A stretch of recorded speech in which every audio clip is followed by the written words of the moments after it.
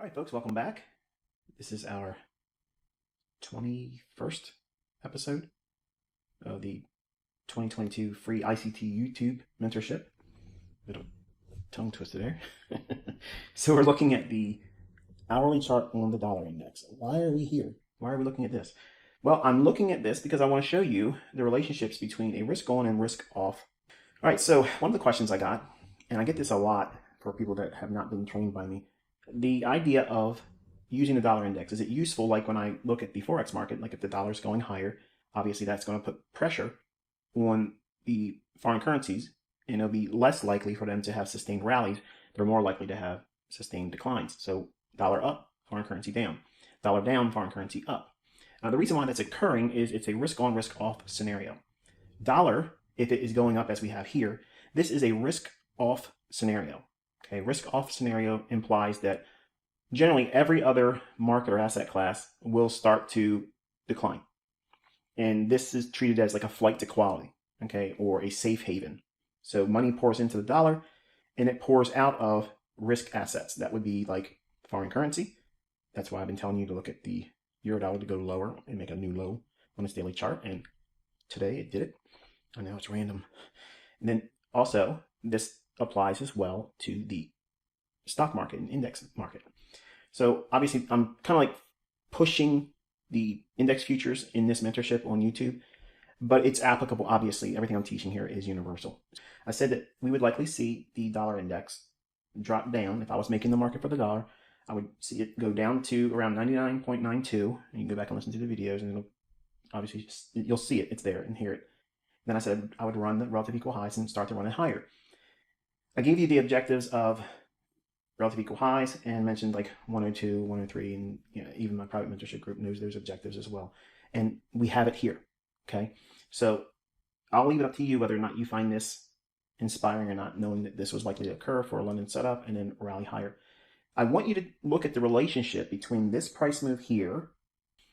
So this is the June contract for 2022 of the E-mini S&P futures market. And you can see as the dollar creates its important low that I called publicly, you guys know it, I've said it, I explained it to you in detail. As this dollar was going higher, what was going on in the E-mini S&P? See that inverted relationship there?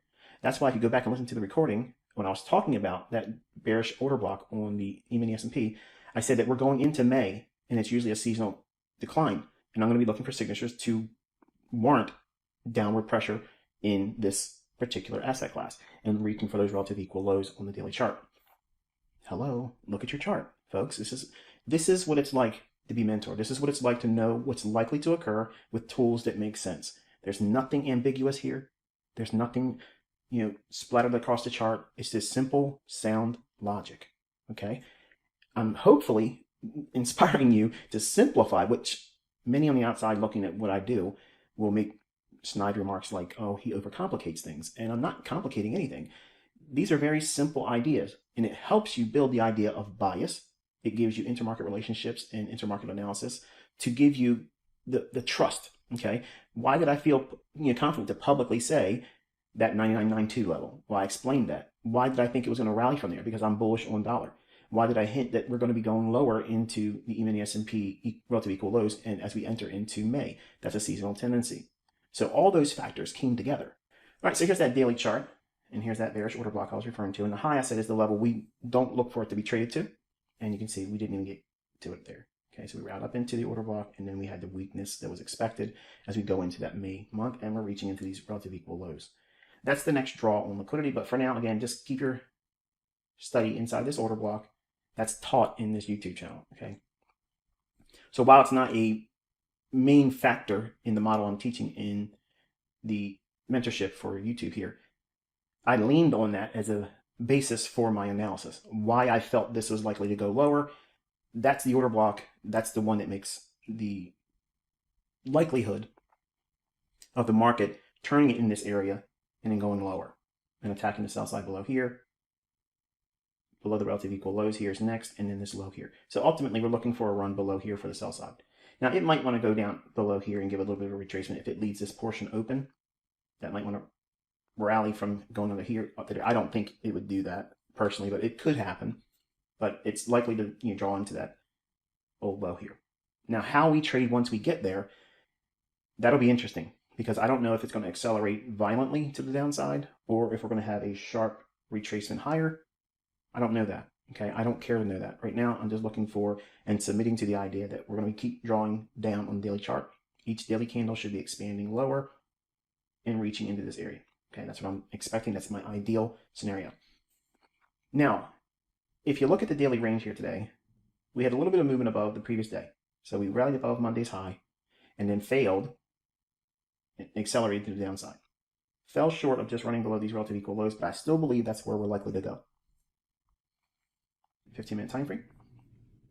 And here is the midnight hour, New York time, and the opening price there. Notice we only had 2 little moves above that, and that's a really anemic movement for what I was expecting, a little bit more pronounced rally higher. I wanted to see a little bit of a Judas swing, about 20 handles, 15 handles to that effect, like that, and then break down and create something like this. Okay, but we didn't get it. So some of you may be asking, and I believe it was Michelle in the comment section, mentioned that it didn't appear that Power 3 was in effect today. It actually was, but sometimes it's really, really small little movements like this, and it may not be useful to you. But what happens is when you enter the London session, which we do here, at 3 o'clock in the morning, it breaks down relative to New York local time. Okay, so 3 a.m. New York local time. So if you have a small little movement like this, it can throw you off if you're expecting, like I was. I wanted to see a little bit higher rally. So in the morning, I was looking for maybe a little poke above here. Didn't happen. We broke down, retraced back in, bearish order block, and the imbalance, and spent a little bit of time here, and then rolled over right before the 9:30 opening. Okay, and I'm going to talk a little bit about the 8:30 and the 9:30, what times are useful, what are beneficial to your analysis, and what you should be concerned about. Okay, because I know there's a lot of questions about that. But ultimately, we moved into the lunch hour, had a little bit of retracement here, broke down once more, and then aggressive selling, really aggressive selling into the PM session, into the close of the day.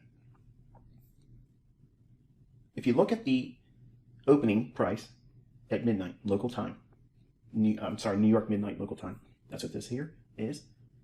That's that opening price. This price is useful for trading the London session. That's 2 o'clock and 5 o'clock in the morning, New York local time. And it helps me frame the Power 3 for the daily range. If I'm bearish, I'm looking for something to rally above that opening price in London. That's my ideal scenario. I'm looking for that personally. As you can see, we really didn't get much of that today. It was extremely heavy and just wilted and went lower. Sometimes that's going to happen, folks. And in this instance, I missed a setup. I don't get in what I'm thinking I'm expecting to see. So I'm human. You're human. You're going to look at something in the chart and you're going to have something that is your favorite model, whatever pattern it is you're looking for. And it may not even be my stuff. Say you're just here casually watching. You're probably nodding your head saying, yeah, I've had lots of instances where I was looking for my particular setup and it didn't materialize and it went the other way without me. You're going to miss moves. You're going to misinterpret it. You're going to read it wrong. That's going to happen. That's why you have to use a stop loss. That's why you have to be controlled about how many times you go into the marketplace. And you also have to have some measure of flexibility. And that comes with experience.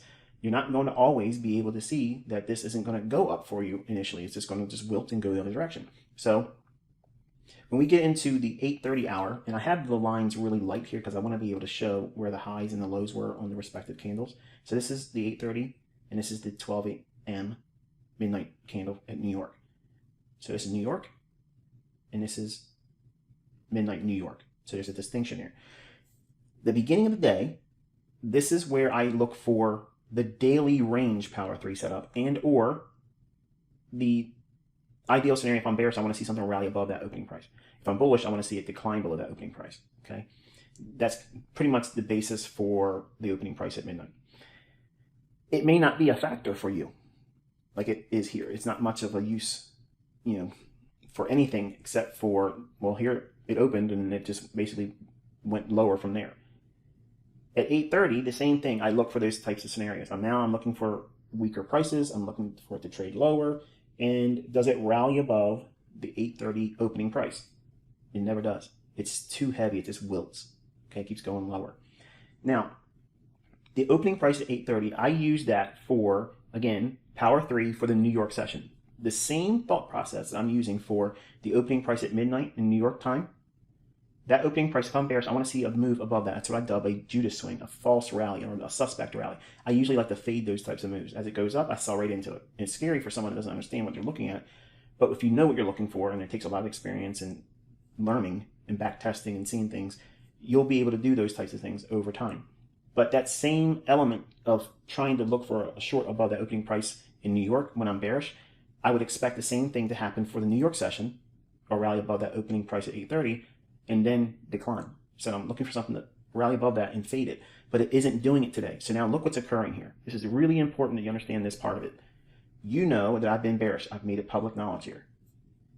Did we rally above the opening price at midnight? No. Did we rally above the opening price at 8:30? No. And we're bearish. What does that indicate to you? Obviously, with the benefit of hindsight, it's extremely bearish. It can't even rally to a short-term premium above the opening price at key levels and time. So we have an extremely heavy bearish market. So it's not going to give us these stunning little short-term rallies that we can fade. It's just going to stay heavy, and either you get in where you can find small little pockets of imbalance, or you miss the move entirely. All right, so here's the London Open setup. This was the move that set up the only real sound entry, in my opinion, that took place today. Here.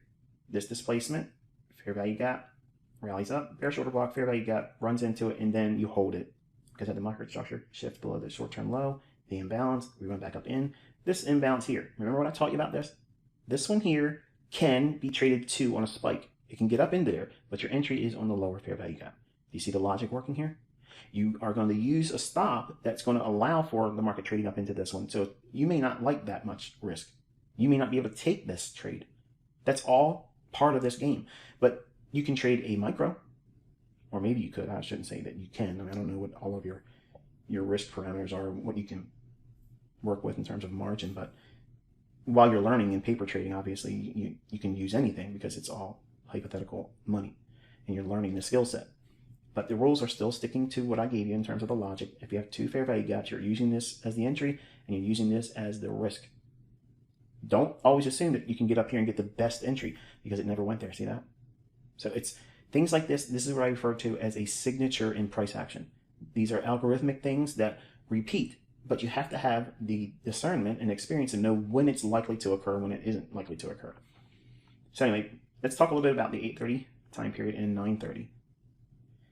All right, so here's 8:30. I've got the imbalance here after 8:30. Now, normally with the model, I'm teaching you to look for something to the left prior to 8:30, some kind of short-term high. We want to see it rally up. And using the opening price at 8:30, which is here, we want to see it rally above that, run some stops, then break down and create this type of scenario where it has displacement and a imbalance. It rallies back up into the imbalance and sells off. The model doesn't exist in today's price action on the 5-minute chart. It doesn't give it to you there. Okay, so I'm going to give you coaching, if you will, to kind of like show you what was in price and some of the things I was looking at to help get in sync with the move, but I didn't ride the whole thing out. Okay, and believe me, I'm looking at this today wishing I just would have had at least one of the two contracts I had on still and just let it run, and I could have done, about $8,000 or so.